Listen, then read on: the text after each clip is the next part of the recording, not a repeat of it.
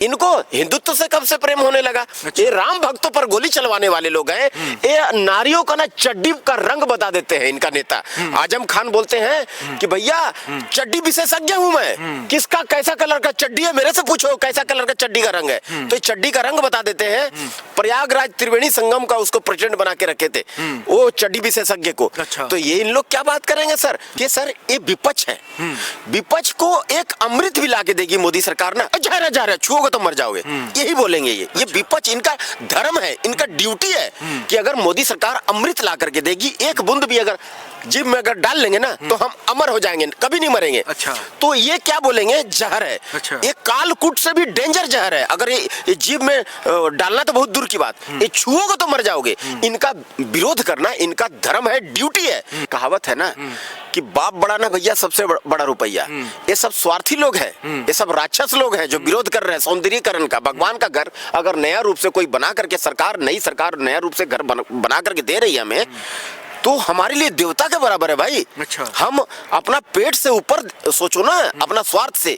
जो मणिकर्णिका घाट है उसका सौंदर्यीकरण का कार्यक्रम चल रहा है, जिसपे ध्वस्तीकरण किया जा रहा है। काफी वहां पर मंदिर जो थे उनको हटा करके दूसरी जगह पर स्थापित किया जा रहा है। इस पर उत्तर प्रदेश के अंदर एक विवाद पैदा हो गया है, जिस पर अखिलेश यादव जी कह रहे हैं कि भाई योगी आदित्यनाथ जो आज काशी के अंदर कर रहे हैं इसका उनको भुगतान करना पड़ेगा।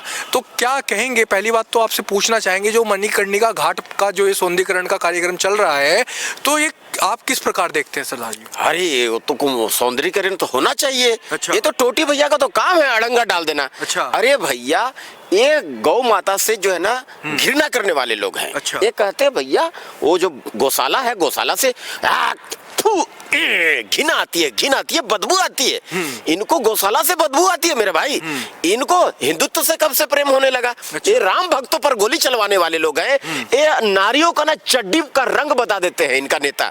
आजम खान बोलते हैं कि भैया चड्डी विशेषज्ञ हूं मैं, किसका कैसा कलर का चड्डी है मेरे से पूछो कैसा कलर का चड्डी का रंग है। तो ये चड्डी का रंग बता देते हैं।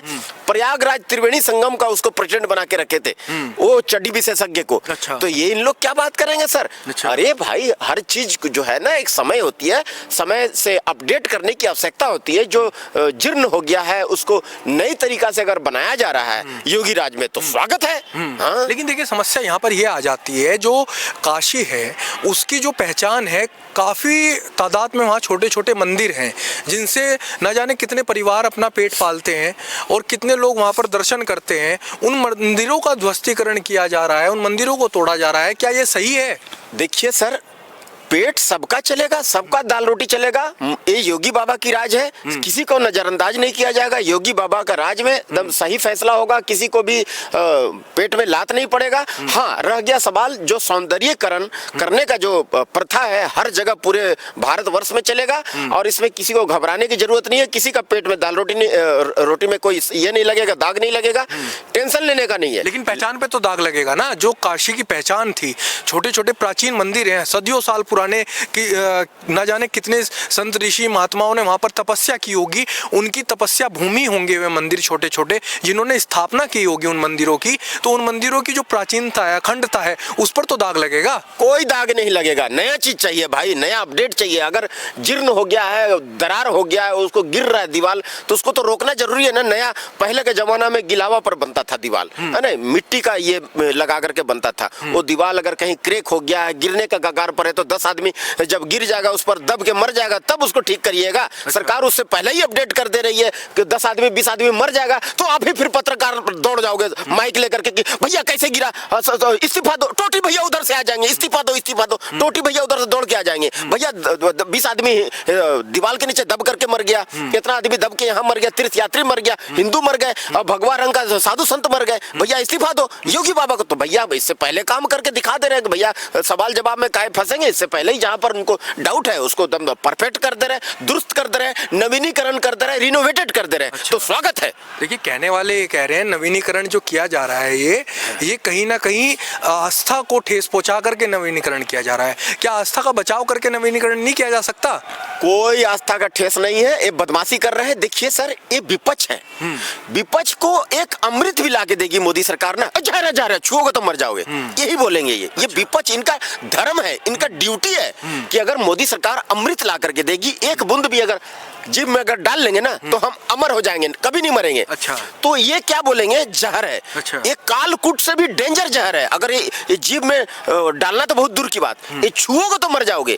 इनका विरोध करना इनका धर्म है, ड्यूटी है, तो ये कर रहे हैं, ये सही है अपनी जगह। लेकिन देखिए एक बात आती है यहाँ पर, अगर बीजेपी राम मंदिर की राजनीति करती है, बीजेपी राम मंदिर के लिए राजनीति करती है, राम मंदिर का निर्माण होता है, आज भी कहीं ना कहीं बीजेपी के नेता कहते हुए मिल जाएं कि हमने राम मंदिर बनवाया है। वहीं अखिलेश यादव, आपने देखा होगा उत्तर प्रदेश के अंदर एक केदारनाथ मंदिर बना रहे हैं जो कि पूर्ण रूप से केदारनाथ धाम जैसा ही दिखेगा, तो उस पर बीजेपी वाले उनको टोंट कसते नजर आते हैं। तो इस पे आप क्या कहना चाहेंगे? देखिए भैया, 900 एक तो कहावत सुने हैं, 900 चूहा खा करके बिल्ली चली, कहाँ एक तो कहावत है ना, वही वाला हिसाब किताब हो गया।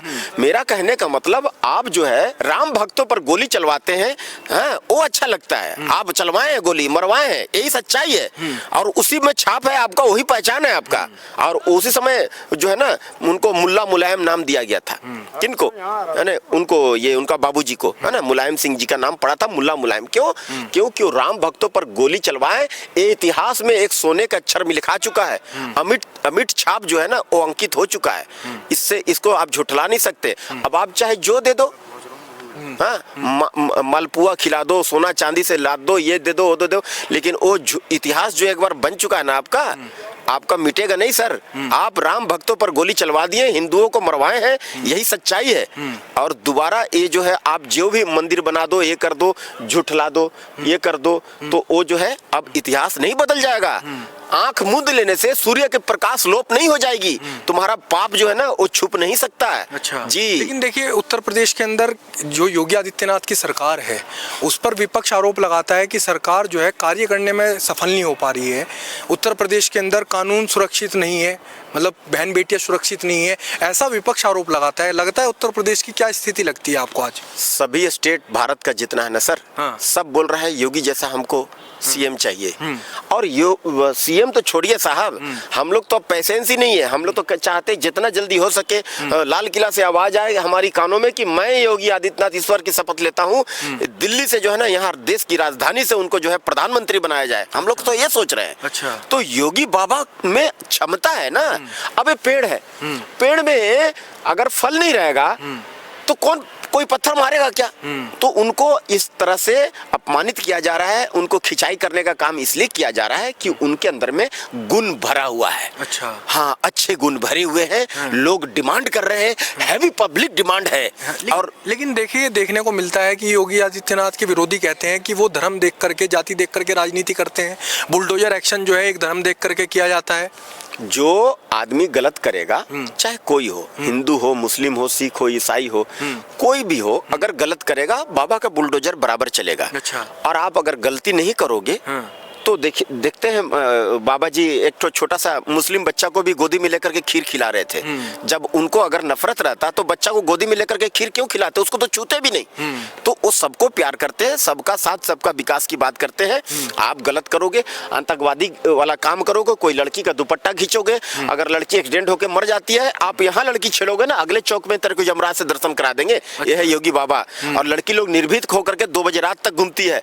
कोई वहां पर टोटी भैया का राज में ना, शाम होने के बाद ना बहन बेटियों को ना स्कूल भेजना बंद कर दिया था। शाम होने के बाद घर से निकलते नहीं थे, कब किसका अपहरण हो जाएगा, कब बलात्कार करके फेंक देगा। उनका बाबूजी तो कहते थे कि लड़का है, लड़कों से गलती हो जाती है भाई, बलात्कार कर दिया तो क्या हो गया?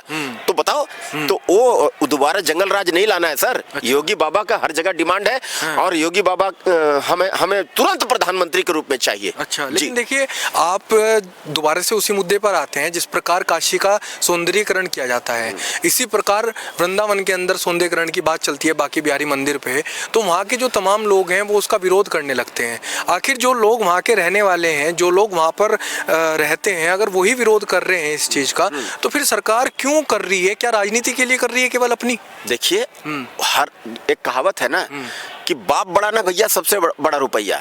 ये सब स्वार्थी लोग हैं, ये सब राक्षस लोग हैं जो विरोध कर रहे हैं सौंदर्यीकरण का। भगवान का घर अगर नया रूप से कोई बना करके, सरकार नई सरकार नया रूप से घर बना करके दे रही है हमें, तो हमारे लिए देवता के बराबर है भाई। अच्छा। हम अपना पेट से ऊपर सोचो ना, अपना स्वार्थ से।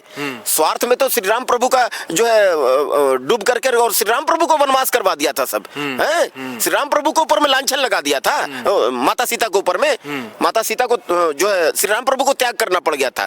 तो ये सब स्वार्थी लोग उस समय भी थे और अभी भी है। ये स्वार्थ से ऊपर उठ करके अगर कोई भगवान का घर अगर बना रहा है तो उनको स्वागत करना चाहिए। ये सब जो है बाप बड़ा ना भैया, सबसे बड़ा रुपया मैं और मेरा परिवार, ये सब स्वार्थी लोग हैं, लालची लोग हैं। अच्छा। ये सब राक्षस लोग हैं। अच्छा। हाँ, ये सब नहीं चाहते कि सौंदर्यीकरण हो जाए, अपना पॉकेट भरा रहे। हाँ, ये अपना पॉकेट भरा रहे बस। अरे भैया थोड़ा सा त्याग तपस्या करो।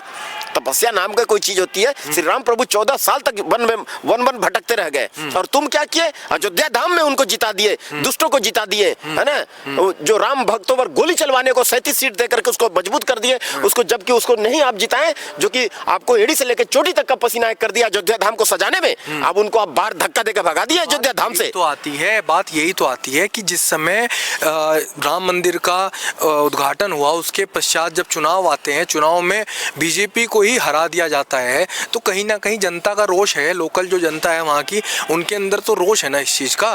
कोई रोष नहीं सर। हाँ। ये सब स्वार्थ है। स्वार्थ, एक कहावत सुने हैं ना, रामायण में कहा गया है कि सुर नर मुनि के है यह रीति, सुर नर मुनि के है यह रीति, स्वार्थ लागी सब करे ही प्रीति। अच्छा। सब स्वार्थ के लिए ही मित्रता करता है। अच्छा। दोस्ती करता है। आप अगर किसी से दोस्ती कर रहे हो ना तो आपका स्वार्थ है। अच्छा। माँ भी अपने बच्चे को दूध पिलाती है ना तो उनका भी स्वार्थ है कि बच्चे बड़ा होकर के मेरे को देखेगा, बुढ़ापा में एक नजर पालेगा, मेरे को पोसेगा। अच्छा। मेरे को दुख दर्द में सहयोग करेगा, मेरा सेवा करेगा। माता पिता की भी आस रहती है। तो सबको ही स्वार्थ है। देवता भी स्वार्थी है कि भैया मेरे को पूजा करेगा, मेरे पर चढ़ावा चढ़ाएगा। नर जो है, मुनि है, साधु संत है, उसको भी दुनिया से कोई मतलब नहीं है, लेकिन उसको भी स्वार्थ है कि भाई मेरे को भी एक नजर देखेगा, मेरे को भी कुछ दान दक्षिणा देगा। तो हर आदमी स्वार्थी होता है इस देश में, वर्ल्ड में। सब कोई स्वार्थ के लिए ही एक दूसरे से प्रेम करता है। आप जो हमारे पास आए हैं तो आपका भी स्वार्थ है कि भाई मेरा वीडियो जो है चले, ज्यादा चले, इसमें 2 पैसा आए। हर आदमी का स्वार्थ होता है। मेरा भी स्वार्थ है भैया, मैं आपको बोल रहा हूं तो मेरे को भी लोग जाने। तो हर आदमी का स्वार्थ एक दूसरे से रिलेटेड रहता है सर। तो इसके लिए कोई ये नहीं है।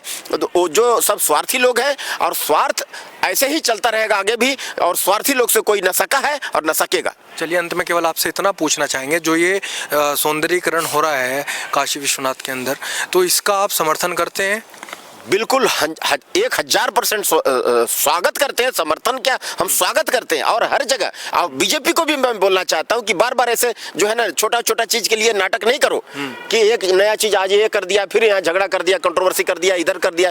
एक साथ लिस्ट बना करके सब एक साथ कर दो। अच्छा। चाहे नाम बदलना हो, चाहे को सौंदर्यीकरण करना हो, सबका लिस्ट बनाओ। आज यहाँ किए, आज ये फल्ला जगह का नाम चेंज किए, यहाँ कंट्रोवर्सी हो गया, झगड़ा लड़ाई हो गया, है ना, तू मैं हो गया। काहे किए, एक किए तो पेपरबाजी, फिर विपक्ष वाला ये करेगा। अरे भैया पूरा भारत देश का तुम लिस्ट बनाओ और सबको एक कानून पास कर को, जैसे साम दाम दंड भेद, जोन बुद्धि लगता है, जैसा लगता है, एक दिन में सारा एकदम सिस्टम चेंज कर दो, काम खत्म। सौंदर्यीकरण करना है, ठीक है, टाइम लगता है, सबका लिस्ट बना लो। धीरे धीरे आस्ते आस्ते कंटिन्यू करते रहो। बोलने वाले बोलते रहेंगे, काम करने वाले काम करके निकल जाएंगे। जय श्री राम बोल के।